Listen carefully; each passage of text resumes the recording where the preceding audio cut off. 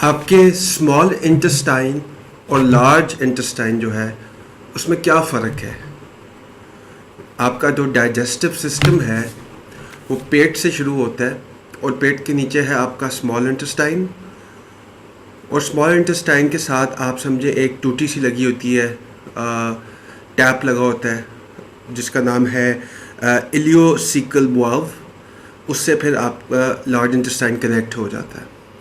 आपका small intestine large intestine से काफ़ी ज़्यादा बड़ा है। स्मॉल इंटेस्टाइन के 3 हिस्से हैं। पहला जो टॉप वाला हिस्सा है उसकी लेंथ तकरीबन आप समझे 1 फीट है।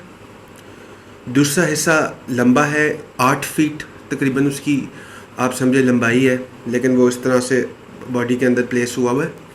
और जो आपका तीसरा हिस्सा है वो 8 से 13 फीट के बीच में है।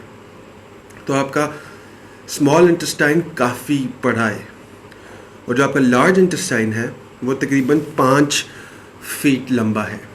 स्मॉल इंटेस्टाइन में आपके एंजाइम्स होते हैं पैंक्रियास से, वो आपके स्मॉल इंटेस्टाइन में आते हैं। स्मॉल इंटेस्टाइन में ख़ुद भी एंजाइम्स बनते हैं।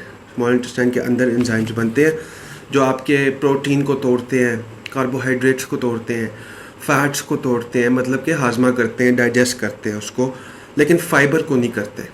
फ़ाइबर आपका प्रोसेस होता है आपके लार्ज इंटेस्टाइन में, वो उसका एक अलहदा पूरा प्रोसेस होता है।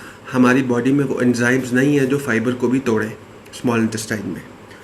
जो आपका पहला पार्ट है, जो ऊपर वाला पार्ट है स्मॉल इंटेस्टाइन्स का, उसमें आपका क्या होता क्या है, उसमें आपके जो स्टमक होता है, पेट, उसकी कुछ जो केमिकल्स होते हैं या जूस समझ लें वो होता है, वो एसिडिक होता है। और फिर थोड़ा पैंक्रियाटिक जूस भी आ जाता है ताकि वो एसिड को थोड़ा सा न्यूट्रलाइज कर दे, तो वो एक एनवायरनमेंट अच्छा बन जाए। आपके इस पार्ट में डाइजेशन होती है काफ़ी ज़्यादा और एब्जॉर्प्शन होती है आयरन की। अब वो लोग जिनका गैस्ट्रिक बाईपास हुआ होता है, गैस्ट्रिक बाईपास एक ट्रीटमेंट है जो लोग कराते हैं, उनको काफ़ी प्रॉब्लम आती है आयरन की एब्जॉर्प्शन के साथ। आपका जो सेकंड पार्ट है स्मॉल इंटेस्टाइन का, उसके अंदर आपका एब्जॉर्प्शन होती है कैल्शियम की, मैग्नीशियम की, बी वाइटामिन्स की, आपका क्या होता है विटामिन सी की, फॉलेट की, और कुछ ट्रेस मिनरल्स है। उसमें आपका सेकंड जो स्मॉल इंटेस्टाइन का दूसरा पार्ट है, उसमें ये चीज़ें बॉडी वापस अब्जॉर्ब करती है ताकि वो ग़िज़ाइयत दे सके आपके पूरे जिस्म में। जो आपने खाना खाया है उसके अंदर से ये न्यूट्रिएंट्स निकाल के आपकी बॉडी में वापस लेके जा सके।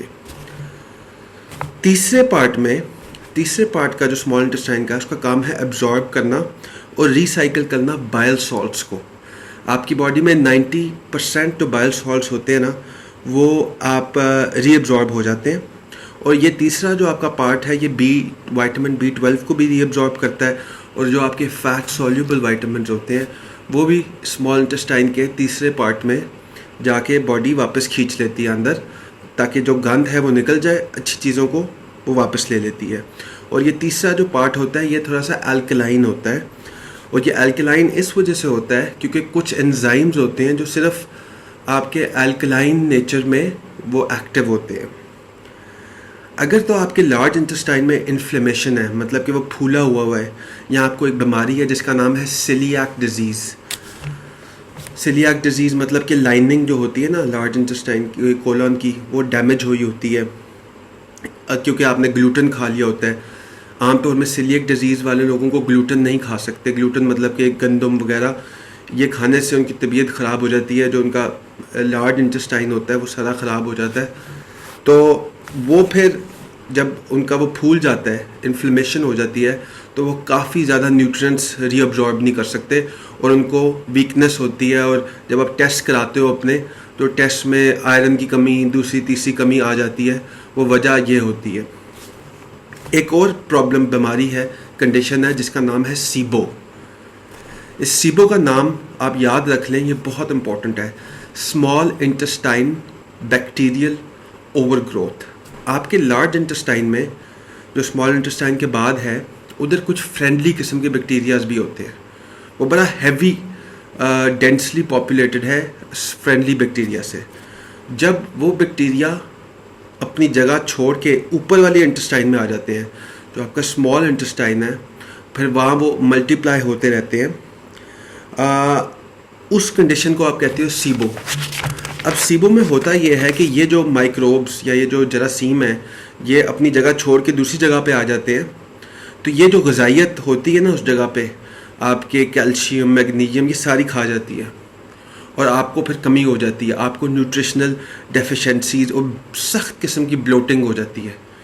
काफ़ी लोगों को ब्लोटिंग का मसला होता है, जो आपारा होता है, पेट का फूल जाना, वो अपने पेट की ही हल करते रहते हैं, उनको लगता है पेट का मसला है, लेकिन काफ़ी दफ़ा मसला आपके स्मॉल इंटेस्टाइन का होता है। उसमें बैक्टीरिया आ गया होता है जो होना नहीं चाहिए। जो बैक्टीरिया स्मॉल इंटेस्टाइन में नहीं होना चाहिए वो उधर आ जाता है, उस वजह से वो सारी जो न्यूट्रिशन होता है उधर का, जो आपकी बॉडी में वापस जाना होता है, वो खा जाता है और फिर आपको सख्त किस्म की गैस, ब्लोटिंग होती है और उसका इलाज फिर उस हिसाब से करना होता है। फिर आ जाता है आपका लार्ज इंटेस्टाइन। स्मॉल इंटेस्टाइन से खाना वो जितना भी है वो फिर लार्ज इंटेस्टाइन में आ गया।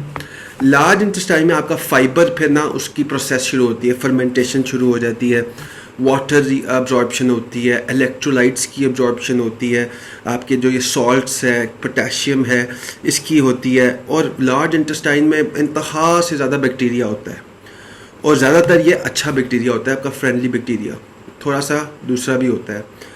तो इसमें फिर आपकी एक म्यूकस लेयर भी होती है, आपके लार्ज इंटेस्टाइन में एक म्यूकस की लेयर होती है। और पीएच जो होता है ना आपका कोलन का, वो थोड़ा सा एसिडिक होता है। वो एसिडिक इस वजह से होता है कि कुछ बैक्टीरिया होता है आपके लार्ज इंटेस्टाइन में जो लैक्टिक एसिड बनाता है। और वो क्यों बनाता है? वो इस वजह से बनाता है कि अगर आपके उस पार्ट में कोई गंदा बैक्टीरिया है, वो जो आपको नुकसान पहुंचा सकता है, वो इस एसिड इस तेज़ाब के थ्रू ख़त्म हो जाए। तो ये एक निज़ाम कुदरत का ऐसा बना हुआ है कि वो उधर ही ख़त्म हो जाए। हमारे बॉडी के अंदर ही ऐसी चीज़ें हैं जो उनको मार देती हैं सही टाइम पे। अब हमारी लार्ज इंटेस्टाइन के अंदर एक प्रोसेस चलता है जिसके through small chain fatty acid बनते हैं आपके कोलन में। स्मॉल चेन फैटी एसिड का एक एग्जांपल है जो इम्पोर्टेंट है, वो है ब्यूटरेट। ब्यूटरेट एक परफेक्ट किस्म का फ्यूल है आपके कोलन के सेल्स के लिए। उनको नशोनमा, आपके जो लार्ज इंटेस्टाइन के सेल्स हैं उनकी नशोनमा के लिए उनकी फीड है ब्यूटरेट, और वो बॉडी के अंदर ही, कोलन के अंदर ही बन रहा होता है। ब्यूटरेट के थ्रू आपकी जो ब्लड शुगर लेवल है वो भी स्टेबलाइज रहते हैं, आपको एनर्जी भी मिलती है। तो ये एक प्रोसेस इम्पोर्टेंट होता है आपके लिए। तो ये दो आपके बॉडी के हिस्से हैं, एक स्मॉल इंटेस्टाइन और लार्ज इंटेस्टाइन। ये आपके डाइजेस्टिव सिस्टम का पार्ट होते हैं। तो इन दोनों का डिफरेंस, इन दोनों की हेल्थ, इन दोनों के अंदर क्या चीज़ होनी चाहिए, क्या नहीं होनी चाहिए, क्या प्रोसेस हो रहा है, और अगर वो प्रोसेस ठीक तरह से नहीं होता तो आपकी पूरे जिस्म में उसका अफेक्ट फैलता है। तो ये इन्फॉर्मेशन आपके पास होगी तो आप नेक्स्ट टाइम कोई प्रॉब्लम होती है तो आप बेहतर तरीके से सॉल्व कर सकते हैं। Thank you.